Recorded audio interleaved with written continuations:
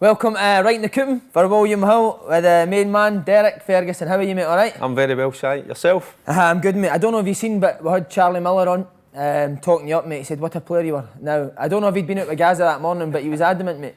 Oh, cheeky Charlie. He's some boy, him. I met Craig Brown last week at Hampden doing an event for Show Racism, a red card. He was telling us a story when he was in the Scotland setup, the youth setup. Ross Matthew was his manager, and what they do in the morning, get the boys up for breakfast, a wee chap at the door, and as everybody else gets up, makes their way down for breakfast, chap at Charlie's door. What does he shout?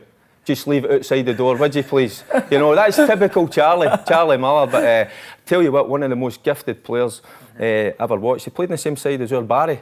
And I thought Charlie should have went on to be an absolute superstar. He had everything in terms of technical ability, wee change of pace, and he had the good looks, but they're fast fading. Can tell you that. You're a great guy, too, eh?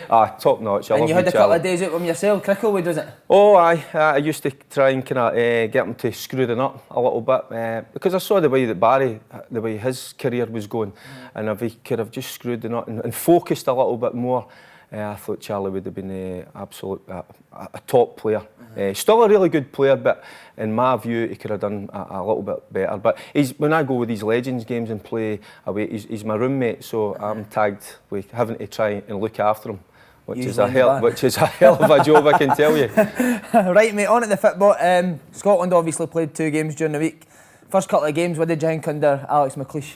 I think the first game, I think he was going to blood some new guys. Obviously Tomini coming in, he was the one that everybody was looking forward to seeing in a Scotland jersey.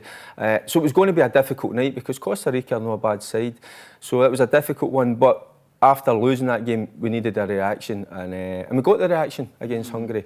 But the most pleasing thing for me is that midfield, you know, Armstrong, McGregor, and for me, John McGinn. I've watched John since he was a 14-year-old kid, and he's just get better and better. And he's another one that I think he's got another level to go. We need aggression in that Scotland side, but guys that can play. John fits the bill. I think he's a terrific player. There's a lot of good midfield, isn't it? But areas of improvement, strikers, Jink? Well, I think that's what we're lacking. I mean, you look at the defence now, you look at McKenna, Henry's come in, you know, they look so comfortable, so accomplished. Phillips did well up top, put himself about. We need Griffiths back in there. So I think from back to middle, we look pretty strong, young guys, got pace, athleticism, which is really important at the top level.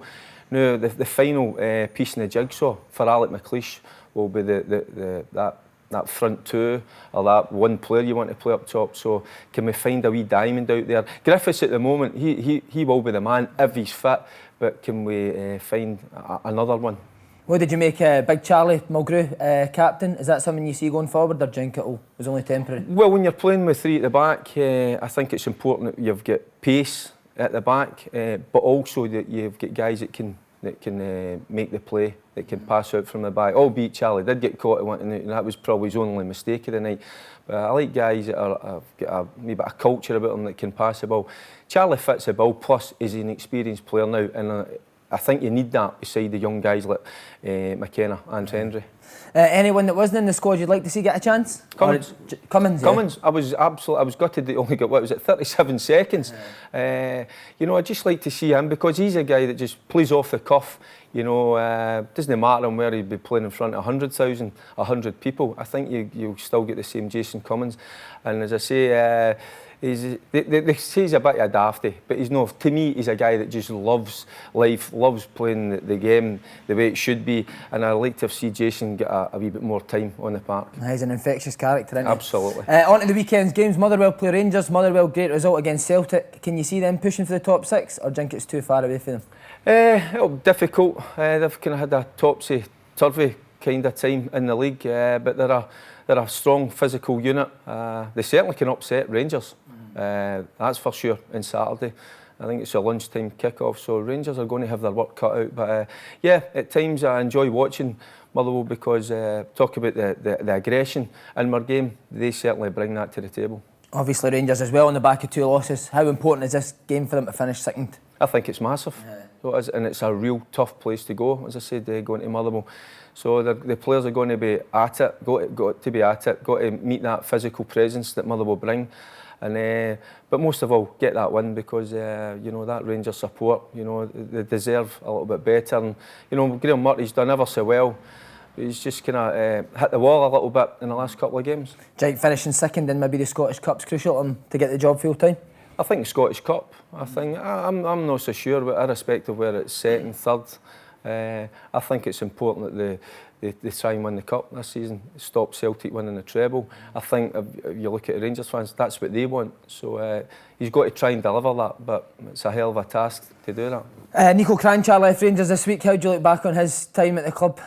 Again, a very classy player, very cultured, but I don't know if our game maybe kind of suited him, or maybe if you're going to play with a guy like Cranchar, you need to surround yourself with certain types of players, you know, that are going to do the kind of the dirty side of the game, the work.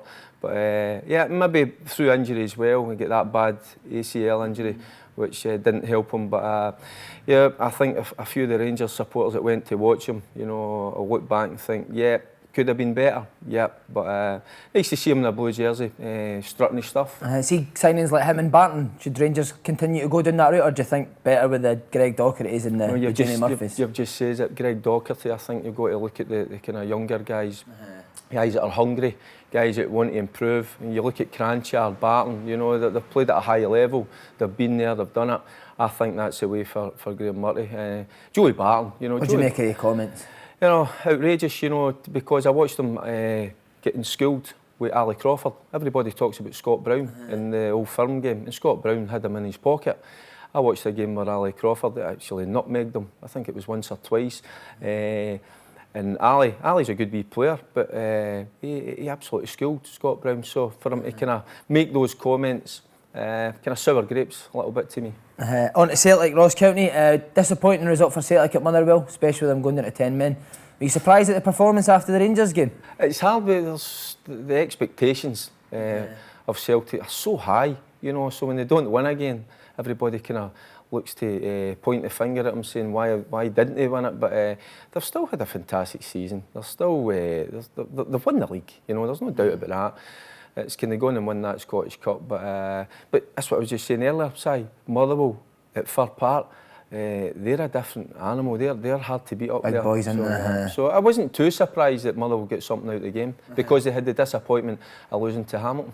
Yeah, Scott Sinclair. There's rumours of him going back down the road. You think Celtic should try and keep him or let him go? I think you try and keep your best players, and I think he's still one of them. Still one of Celtic's best players, yeah. I think so. I think he's a match winner. Whether he plays an hour, whether he plays 30 minutes, he's a guy that you can come onto the game and affect the game. And you know, he's a match winner. He does the hardest thing in the game. He beats people. He takes people on, and I think there's still a lot left in Sinclair. And if I was a Celtic supporter, I'd be inclined to want him to be certainly still at Celtic Park. On to the old trap door, Ross County. Is it a must-win for them? I know it's hard going to Celtic Park, but are they away?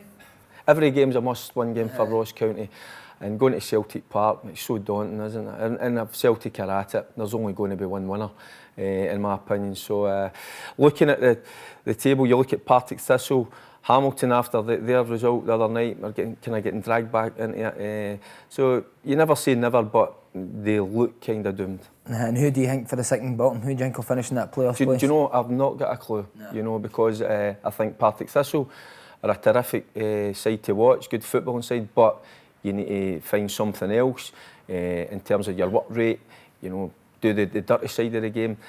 So they could be down there. Hamilton, again, you know, I watched a performance last night, certainly in the first half, that was extremely poor. So Martin Cannon will be scratching his head with that performance last night. So they've still got a lot of work to do. And again, Dundee struggling a little bit under Neil McCann.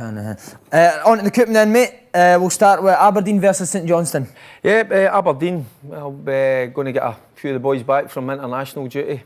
Christie, McLean and McKenna.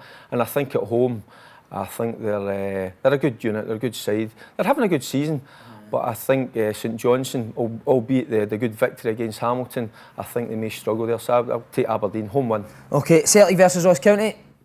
Celtic at home. You know, not many teams get a result where it's home or away, but they're very strong at home, irrespective of which side Celtic put out. Celtic for me. Celtic home win, OK. And Hibs versus Partick Thistle? I've said it many times before, I think Hibs are the best footballing side in the country. I think John McGinn may be suspended for the next game or two. That's a big blow for them, but I just think they'll have enough again in front of a big Hibs support to win that one. And finally, Kelly versus Hamilton Accies. After watching Hamilton last night, they were extremely poor. And Stevie Clark, the job he's done is absolutely phenomenal. They're playing ever so well. Some talented boys in that Kelly side, so I'm going to go for a home win for Kilmarnock. Perfect. 4 home wins for the weekend. Cheers, Derek. Thanks, mate. Cheers, sir.